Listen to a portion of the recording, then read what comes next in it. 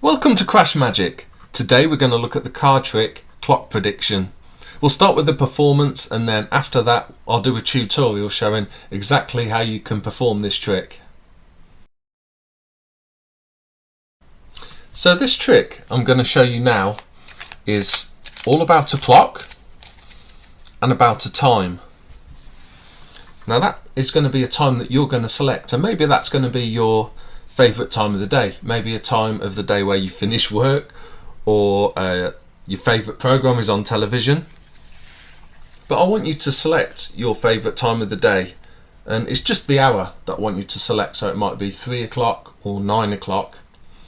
And what I'm going to do is I'm going to turn around. I want you to take the cards, think of your favourite time of the day, and deal that number of cards from top to bottom. So say your favourite time of the day is 4 o'clock, then deal 4 cards from the top to the bottom of the pile while I'm turned away. And also while I'm turned away, what I'm going to do is write a prediction. So of course, without a spectator, what we are going to do to generate their random time of day that they're going to select, we're going to use this D12, a 12-sided dice. So we will roll that, and that is a 6.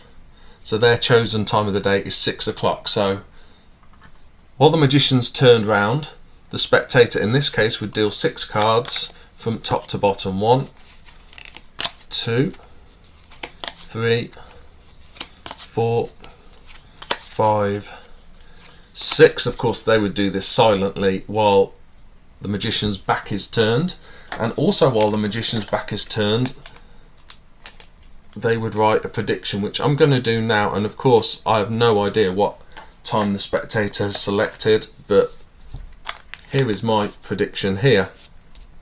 So magician would turn back around, and now we can continue with the performance. So what I'm going to do now you've thought of a time in your mind is I'm going to form a clock here. So for the clock, of course, we need 12 cards. 1, 2, 3, 4, 5, 6, 7, 8, 9, 10, 11, 12, and we don't need the rest of the pack, so we'll move those out of the way. So yeah, I'll try and deal this clock out so that you can see it. So 12 o'clock will be up here and 6 o'clock will be down here. So we'll start of course with 1 o'clock. So 1, 2, 3, 4, 5, 6, 7, 8, 9, 10, 11, and this one right at the top here is 12. Okay, I'm going to try and see now if I can get some sort of sense of what your favourite time would have been. And I just get the feeling your chosen time would have been round here somewhere. If you can think about your time really clearly, and also maybe think about what you do during the day in that time, I definitely get the feeling it's down around the bottom half here. I actually think it's this card, which is, that's 6, isn't it? Was your favourite time 6 o'clock? It was.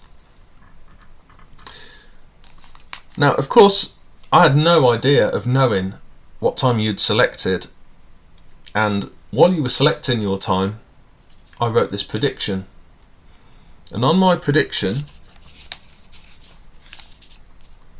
you can see that I've written 3D, 3 of diamonds. Now wouldn't it be amazing if the time that you just thought of, 6 o'clock, if the card at that position was the 3 of diamonds?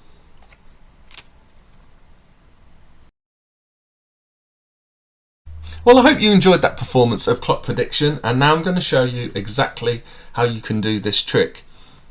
This can be an impromptu and no setup trick, but I'll show you can make it set up as well, which makes it easier to perform.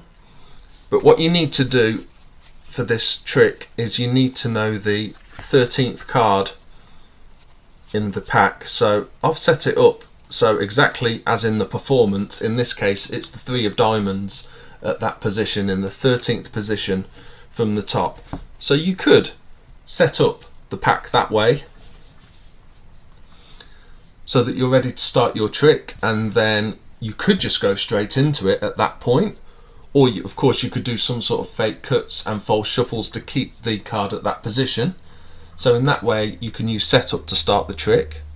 The other way of course you can do it is I'll do a shuffle to keep the card at that position, so we use the 3 of diamonds, but you could do a normal shuffle, let the spectator shuffle, and then as you saw I spread the cards out to let the spectator see that all the cards were different.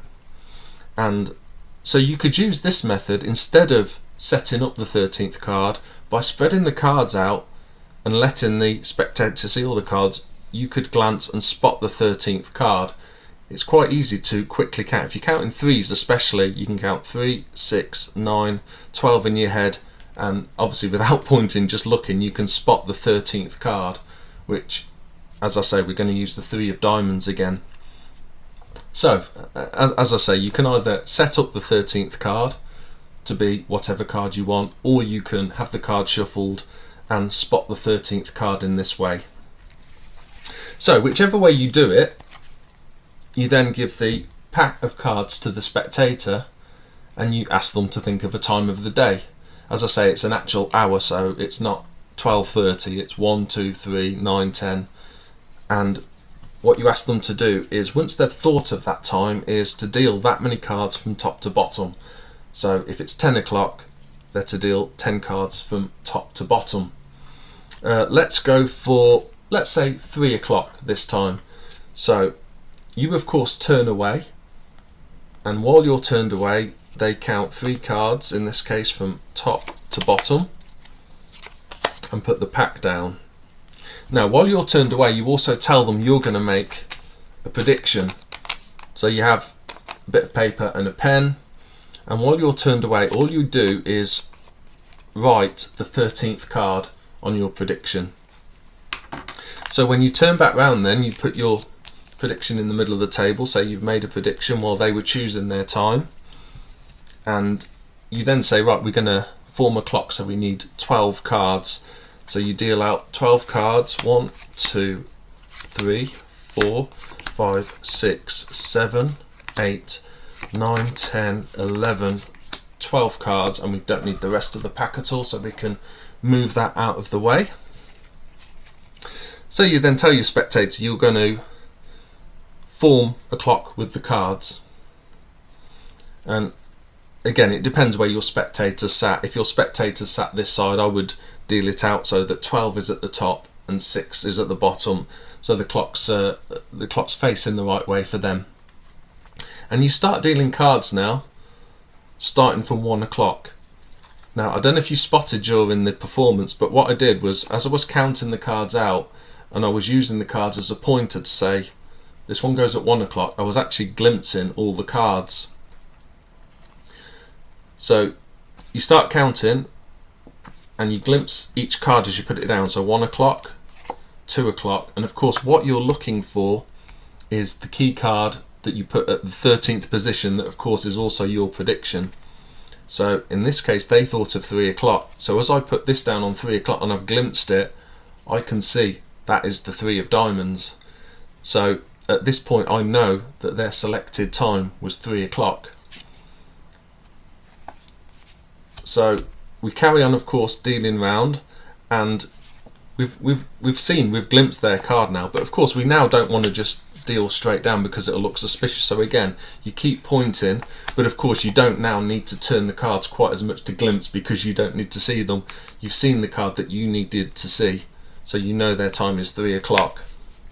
So you can carry on dealing round 6, 7, 8, 9, 10, 11 and 12 o'clock. And now of course you can have a little bit of fun with them saying, right, I'm going to detect your time of the day. So if you can think really carefully about the time that you selected and what you might be doing at that time. And then quite often I will almost say, oh yeah, this is, I can feel it sort of around this area here. And then however you decide to do it, say, yeah, I think this was your selected time, 3 o'clock.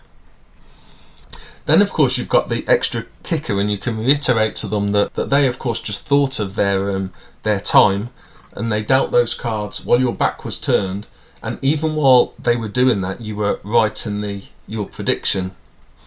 So you show them then your prediction, which in this case again is the 3 of diamonds, and say to them, wouldn't it be amazing if the time that you selected, the 3 of diamonds, was at that position? Well, that's the end of the video. If you liked it, please like it and subscribe. If you've got any comments, leave them down below, and see you soon.